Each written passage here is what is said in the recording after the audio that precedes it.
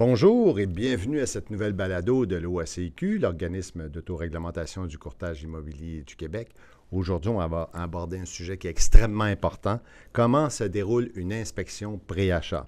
Alors, les inspecteurs en bâtiment sont partie prenante d'une transaction immobilière, jouent un rôle extrêmement essentiel.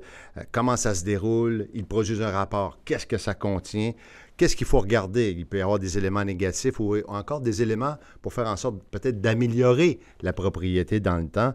Bref, on va discuter de tout ça. On va un peu, je dirais, démystifier ce que c'est l'inspection pré-achat. Et j'ai le bonheur aujourd'hui d'accueillir d'abord ma collègue, Sandra Barrette, qui est directrice donc des pratiques professionnelles et info au ACQ, une mine de renseignement en passant. Et puis aussi Marco Lassalle, qui est inspecteur, je comprends bien, au niveau de l'Association provinciale des constructeurs d'habitation du Québec. Je ne pratique plus l'inspection aujourd'hui. Mais vous restez un inspecteur dans l'âme. Ben oui, tout à fait. C'était à une autre époque où j'avais une épaisse chevelure bouclée. Alors, oui, moi aussi, ça fait longtemps de ça. Alors, écoutez, ça fait extrêmement plaisir de vous accueillir aujourd'hui. Puis ma première question va s'adresser à vous, M. Lassalle.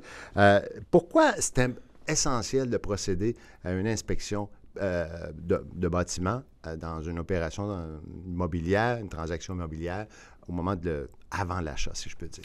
Bien, d'une part, on parle principalement ici de maisons existantes qui sont en revente, mais ce que je vais dire est également vrai pour des maisons neuves qui viennent d'être construites. L'inspection reste tout aussi importante dans ces cas-là. Bien, on veut avoir un portrait neutre, objectif de la situation de l'immeuble. Quand on achète un bâtiment comme ça, on est impliqué au niveau émotionnel. On ne voit pas nécessairement ce qu'on veut voir ou ce qu'on devrait voir. Peut-être qu'on voit plus qu'est-ce qu'on veut voir. Un inspecteur en bâtiment, il est capable de déceler des indices de déficience. Pas nécessairement qu'il y a un problème, mais de voir les petits indices et d'avoir un portrait net de qu'est-ce qu'on achète. Comment ça se passe concrètement, le moment de l'inspection? Bien, le moment de l'inspection débute avant l'inspection. D'accord. L'inspecteur va demander de la documentation sur le bâtiment, tout dépendamment si c'est un unifamilial ou une unité de condo. Il va vouloir s'informer sur ce bâtiment-là et donner peut-être des indices sur des éléments plus particuliers à regarder. Donc, l'inspection ne débute pas à l'arrivée sur place, L'inspection débute avant. D'accord. Après ça, le déroulement en tant que tel, chaque inspecteur travaille de sa méthode, mais ils utilisent à peu près toujours la même méthode qu'ils répètent. C'est des techniques pour ne rien oublier. Donc, quelqu'un qui débute par l'extérieur va toujours débuter par l'extérieur, va toujours faire le tour de la même façon, certains dans le sens d'une aiguille du monde, d'autres de l'autre côté. Et après ça, au niveau de l'intérieur, on va y aller toujours par étage. Soit on part du bas, du sous-sol vers le haut, ou du haut vers le bas, mais toujours de façon systématique pour être certain de rien oublier. Donc, c'est une opération qui est très méthodique. Oui. OK, très, très bien, excellent. Là, évidemment, moi, souvent, ce qu'on se dit, la maison a été inspectée, tout ça, puis tout d'un coup, un peu plus tard, je découvre, il y a des vis cachées que l'inspection n'a pas nécessairement révélées. Comment une telle chose est possible? C'est même prévu dans la norme de pratique du Bureau de normalisation du Québec, comme quoi que une inspection pré-achat bien faite ne garantit pas qu'il va y avoir présence de vis. Par contre, l'inspecteur a quand même une obligation de moyens. S'il y avait des indices qu'il fallait qu'il pose plus de questions, je ne parle pas au vendeur, mais plus de questions techniques, aller investiguer plus loin, là, il pourrait être en faute à ce moment-là. Mais par contre, c'est de démontrer une inspection rigoureuse, méthodique, n'a pas permis de voir qu'il y avait la présence d'un vice, donc ce vice-là était caché. Je donne un exemple bien précis. Je m'en vais dans le sous-sol. Le sous-sol est complètement fini au niveau de la finition, les murs, les planchers, je vois absolument rien. Bon, OK, j'ai pas d'odeur particulière. Le taux d'humidité il est satisfaisant, 40-45 %. Aucune trace d'eau. Dans la déclaration du vendeur, j'ai aucun problème.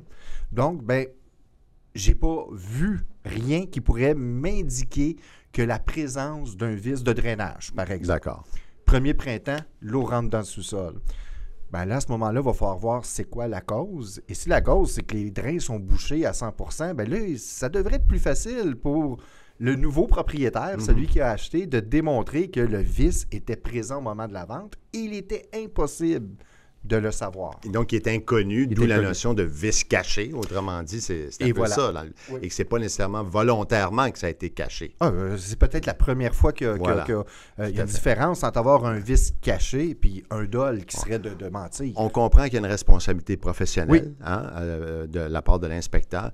Comment on choisit son inspecteur en bâtiment? Bon, premièrement, là, on est en période de transition. Exact. L'inspecteur devra avoir un certificat de la Régie du bâtiment. Et ce n'est pas l'entreprise qui reçoit un certificat, c'est vraiment l'inspecteur qui reçoit le certificat. Mais on est en période de transition. Présentement, certains l'ont, certains ne l'ont pas. Et ce n'est pas parce qu'ils ne l'ont pas qu'ils ne sont pas bons non plus également. La période de transition va être terminée en octobre 2027. Exact. À partir d'octobre 2027, ça va prendre le certificat d'inspecteur de la Régie du bâtiment du Québec.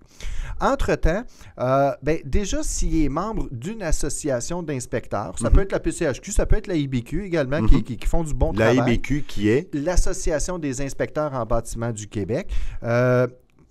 Déjà, on est deux associations qui sont sérieuses et on s'assure déjà que nos membres ont déjà l'assurance erreur et omission qui va être demandée et exigée par la Régie du bâtiment. Puis c'est quand même assez important, l'assurance erreur-omission n'est pas juste une assurance de responsabilité s'il brise de quoi dans la maison. Je donne un exemple. L'inspecteur s'en va valider dans l'entretoit, puis il marche à côté d'un chevron, et puis il brise le gyps. Oui, cette assurance-là est très facile à avoir. D'accord. C'est différent d'une assurance erreur et omission. Il n'y a pas noté que le bassin de captation, il était tout rouillé, c'était gélatineux. Là, il y avait des indices de dire « Oh, il y a peut-être de l'or ferreux dans cet endroit-là. » Ça serait une erreur et omission, et ça, c'est difficile à avoir comme assurance. D'accord, excellent. Là, je me tourne vers ma collègue Sandra. Sandra, il y a des obligations pour courtier immobilier face à l'inspection pré-achat. Quelles sont ces obligations? Bien, en fait, le courtier immobilier doit recommander justement qu'il y ait une inspection pré-achat qui soit faite. C'est d'ailleurs une condition qui est prévue dans les formulaires de promesse d'achat de l'OACIQ. Alors, c'est une mesure de protection comme on en parle depuis le début de cette balado. En fait, le courtier va pouvoir référer, recommander des inspecteurs en bâtiment, mais d'une liste qui va être de plus d'un nom, en fait, pour éviter toute apparence de conflit d'intérêts. Puis, évidemment, les inspecteurs en bâtiment qui vont être recommandés, bien, ils doivent remplir des critères, comme Monsieur Lassalle l'a mentionné il y a quelques instants. En fait, au niveau de l'assurance responsabilité professionnelle, d'avoir une convention de service reconnue, d'avoir une norme de pratique en vigueur aussi, puis d'être en mesure de faire un rapport écrit, ce qui est bien important. Donc, il doit fournir, si son client acheteur, par exemple, lui demande, parce qu'il ne connaît pas nécessairement des inspecteurs en bâtiment, il peut lui recommander, mais il faut que ça soit... Il faut que ça remplisse ces critères-là, absolument. C'est ce qui est prévu là, à la réglementation de l'OACIQ. Est-ce que, par exemple, un acheteur peut faire affaire avec une personne autre qu'un inspecteur en bâtiment qui n'aurait peut-être pas nécessairement le titre ou est-ce que c'est possible? Ça peut arriver, effectivement, parce qu'en fait, ce que la réglementation prévoit, c'est non seulement la possibilité de recommander un inspecteur en bâtiment qui respecte l'ensemble des critères que j'ai mentionnés précédemment, mais aussi un professionnel, ça serait possible. Par exemple, un architecte, un ingénieur, un technologue en bâtiment. Évidemment, ces professionnels-là, le courtier doit vérifier qu'ils ont bien un titre en règle au sein de leur ordre professionnel, puis qu'ils remplissent aussi l'ensemble de ces critères-là. OK, excellent, très intéressant. Comment on lit un rapport d'inspection? Parce que ça peut paraître un peu rébarbatif, un peu technique. Bon. Ceux qui sont présentement inspecteurs en bâtiment doivent suivre une formation de mise à niveau sur la norme de pratique. Et essentiellement, on est au moment là, de la diffusion, là, on a au moins 50 % de nos membres qui sont déjà à jour avec la nouvelle norme de pratique. Et les gens qui viennent suivre la formation disent « Bien, Marco, on n'a pas de nouvelles techniques d'inspection ou quoi que ce soit. » Non, l'inspection est bien faite. La majorité des problématiques qu'il y avait, c'était au niveau de la rédaction de rapport. Ce qui était écrit, mais ce qui n'était pas écrit également. D'accord. Donc, on est vraiment en train d'encadrer, avec la norme de pratique, la manière de rédiger les rapports. Il faut que ma mère, qui est une néophyte au niveau de l'habitation, soit capable de le lire et de comprendre ce qui est essentiel. une recommandation et une obligation ne devraient pas être au même niveau de compréhension au niveau de ma mère à ce niveau-là. C'est un personnage fictif, soit dit en passant, que j'utilise, je me le fais demander. On lui souhaite une bonne journée. Salut, maman. Donc, c'est dans la rédaction, de la façon qu'on va aller le faire. On va vraiment y aller, comme tout rapport devrait avoir de toute façon, un rapport d'expertise, on a un constat, on a une analyse et on a une recommandation. D'accord. Également, la recommandation, je dois vraiment prendre ma mère par la main. Oui. C'est-à-dire, je ne peux pas juste dire, allez voir un électricien. Non. Il faut que ma mère soit capable de prendre le rapport et de le donner au corps de métier, l'expert qu'elle recommande. Et que lui va le comprendre. Lui va comprendre c'est où et qu'est-ce que je dois vérifier. Par exemple, je reviens avec, j'ai vu mon bassin de captation, j'ai des traces rouges, sont suspects, je considère qu'il faudrait aller plus loin. Bien, je vais dire qui. Exemple, bien, je recommande d'aller voir un entrepreneur plombier pour passer une caméra pour voir le niveau de contamination au niveau de l'ocre, s'il y en a. Diriez-vous que, bon, là, je comprends qu'on est en phase de vouloir améliorer, si on veut, la rédaction des rapports. Au moment où on se parle, là, est-ce qu'on est à quoi? À 75% je dirais, on a géré cet enjeu-là, puis on est rendu qu'aujourd'hui, on a des rapports plus clairs qu'on a pu l'avoir dans le passé? On est où, là? Bien, ça s'en vient. La moitié des inspecteurs ne sont pas dans une des deux associations. D'accord. Donc, ils sont autonomes. Puis, c'est souvent des travailleurs autonomes. Donc, se tenir informé, se tenir formé et à jour peut être un peu plus un enjeu à ce niveau-là. Donc, pour la PCHQ, on est déjà à 50% de nos membres qui sont prêts. OK, d'accord. Là, qu'est-ce que je dois faire si l'inspecteur dont j'ai retenu des services me recommande justement de faire appel, aller chercher une expertise additionnelle, un peu comme vous l'expliquez, et puis à quel moment je dois y avoir recours? Parce que tout ça se passe alors que, puis probablement qu'on va en parler, Sandra, tout ça se passe alors qu'il y a un délai là, d'acceptation d'une offre d'achat, tout ça. Alors, comment ça se passe, cet aspect-là? C'est quand même très important. Là. C'est super important et il y a une nouveauté avec la norme de pratique qui va être obligatoire par la Régie du bâtiment, c'est que, bien, peu importe qui donne le mandat à l'inspecteur, il applique une norme. Il va avoir le même résultat, que ce soit le vendeur ou l'acheteur. Donc, c'est là que ça peut être intéressant peut-être de passer à l'inspection avant la vente. Voilà. À ce moment-là, il va déjà avoir écrit, et si je reprends le même exemple, j'ai des traces rouges dans mon bassin, il y a une recommandation, allez donc valider là, s'il y a une problématique ou pas. Bien, à ce moment-là, je suis l'acheteur, j'ai un rapport avec une recommandation, pas l'acheteur, je suis le vendeur, pardon. J'ai un rapport avec une recommandation, parfait, je fais la recommandation, il va aller passer, puis on va avoir les résultats de l'expertise qui était demandée. D'accord. On vient de sauver ce délai-là. D'accord. Est-ce que j'ai une problématique? Il n'y a pas de problématique. Et s'il y a une problématique, bien, c'est quoi le correctif? Combien ça coûte? Ça a une incidence sur le prix d'achat, évidemment. Fait qu'on peut déjà tout prévoir ça parce que les délais de 10 jours, c'est quand même serré. Là. Exact. C'est là, vous voulez ajouter? Non, mais c'est ça, tout simplement. Fait qu'on Parfait. peut le faire avant. Alors, moi, je me retourne vers toi, Sandra, justement. Est-ce qu'il arrive une situation où, face au constat d'un rapport d'inspection, je peux faire en sorte d'annuler ma transaction, renégocier le prix, bref, comment tout ça fonctionne? Bien, en fait, c'est là où la notion de facteur significatif prend toute son importance. OK, ça veut dire quoi, ça, significatif? Bien, c'est en fait la situation où est-ce que l'acheteur n'aurait possiblement pas fait d'offre d'achat s'il avait su. Autrement dit, il y a tellement un élément qui diminue drastiquement la valeur de l'immeuble ou les revenus ou augmente significativement les dépenses qu'on est devant un facteur significatif. Des exemples de facteurs significatifs, ça peut être des problèmes structuraux majeurs au niveau des fissures de fondation, ça peut être justement des moisissures qui nécessitent des dépenses importantes pour justement nettoyer l'immeuble. Parmi les facteurs qui ont été considérés comme étant pas significatifs par les tribunaux, bien, c'est par exemple un détecteur de fumée qui est manquant, la pose d'une rampe, un balcon instable, des éléments finalement qui ne sont pas du même ordre de grandeur que ceux que j'ai mentionnés précédemment. Fait que là, dans le fond, si l'acheteur, il se trouve devant des éléments majeurs comme ça, en fait, puis qu'il souhaite continuer de poursuivre dans l'achat, bien, il peut renégocier le prix. Et à ce moment-là, si le vendeur est d'accord, bien, le courtier immobilier va pouvoir intervenir pour consigner l'entente sur un formulaire de modification. Mais attention, ça doit se faire dans les délais de la condition d'inspection pour justement être dans les règles, là, puis faire en sorte que l'entente soit faite là, en bonne et due forme. Mais on le voit souvent dans les offres d'achat, les délais sont très, très serrés.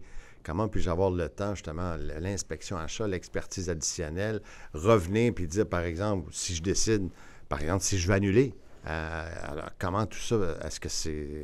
Bien, on est comme un peu coincé, on entend ça souvent, les gens se sentent un peu coincés, stressés même de prendre des décisions rapidement. C'est sûr que, justement, le courtier peut sensibiliser puis conseiller de mettre un délai suffisamment long qui tienne compte, justement, des jours fériés, des indisponibilités, aussi dans des secteurs particuliers au niveau des inspecteurs. Il y a des prolongations aussi de délais qui peuvent être consignées par écrit par le courtier entre les parties. Donc, ça aussi, c'est une autre possibilité. Puis, il ne faut pas oublier aussi qu'il y a un délai qui est prévu à la condition d'inspection, puis il y a un 4 jours aussi qui s'ajoute suivant le délai qui est stipulé par écrit dans la condition pour, justement, avoir la réflexion, puis voir, justement, si on veut procéder à l'annulation, là, justement, de la promesse d'achat qui devra se faire là, en envoyant le rapport là, au vendeur. On considère que quoi? Ce sont des délais minimaux, là, ce que tu me décris là?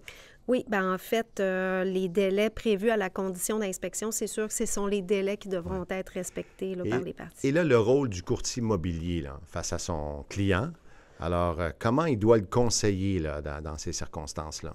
Bien, c'est sûr que, justement, selon les conclusions du rapport, bien, il va pouvoir proposer diverses avenues possibles là, à son client. Soit que si on se trouve devant des éléments majeurs, bien, il va pouvoir proposer des stratégies de renégociation. Évidemment, il va être le gardien des droits, il va voir la protection des intérêts de la partie qu'il représente, donc il va s'assurer de bien consigner par écrit l'entente à intervenir. Il va s'assurer aussi du respect des délais. Puis, grâce à son réseau de contacts aussi, il va possiblement pouvoir conseiller, là, comme M. Lassalle mentionnait, s'il y a des analyses plus poussées à faire.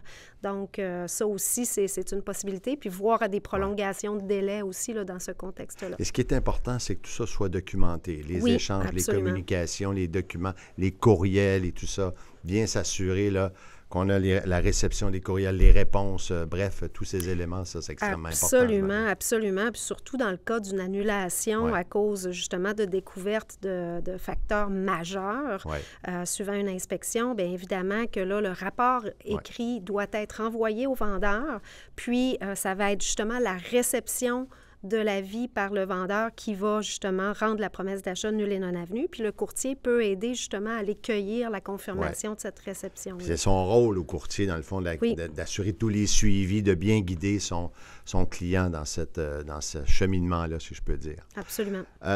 Est-ce qu'il y a autre chose qu'on n'aurait peut-être pas couvert que vous auriez souhaité ajouter? Vous avez quand même, la PCHQ, c'est quand même assez connu. Il y a peut-être des choses, des éléments additionnels d'information. Peut-être un conseil pour les consommateurs. Si ce n'est pas le vendeur qui a fait procéder à une inspection pré-vente, mais de magasiner son inspecteur en même temps où il est en train de magasiner des maisons pour éviter des délais, de dire, bien écoute, moi j'ai l'intention, je suis en processus, je pense déposer une offre. Ça ne veut pas dire que ce n'est pas un engagement, là. Mais je pense combien de temps je dois prévenir d'avance. Parce que si on commence déjà une journée, 2 journées à magasiner son inspecteur, bien, je viens peut-être déjà de perdre 10, 20 30 de mon temps là, que j'avais. Et ils sont très occupés. Alors, ça, c'est une chose. Particulièrement dans le contexte actuel, il y a quand même un marché qui est très, très dynamique. Donc, c'est clair qu'ils doivent peut-être avoir beaucoup de travail, ces inspecteurs. Bien, c'est surtout qu'on sait qu'on a des périodes où est-ce que le marché, l'activité du marché est plus intense que plus intense. Hein? Habituellement, ce n'est pas pendant la rentrée scolaire. Exactement. Sandra, quelque chose à ajouter par rapport à ce qu'on s'est dit? C'est sûr qu'en tant que directrice du Centre Info ACQ et des pratiques professionnelles, eh bien, c'est sûr que si le public a des questions en lien avec ce sujet-là, bien, je les invite à contacter le Centre de renseignement. Également, on a notre agente virtuelle Élise service qui est disponible 24/7. Alors, on invite les gens aussi à consulter Élise au besoin. Bien, merci beaucoup d'avoir écouté cette balado. J'espère que vous avez apprécié. Et si vous souhaitez obtenir plus d'informations, bien, il y a notre site web, oaciq.com. Et moi, bien, Louis Beauchamp, vice-président communication, je vous souhaite une excellente journée et à une prochaine.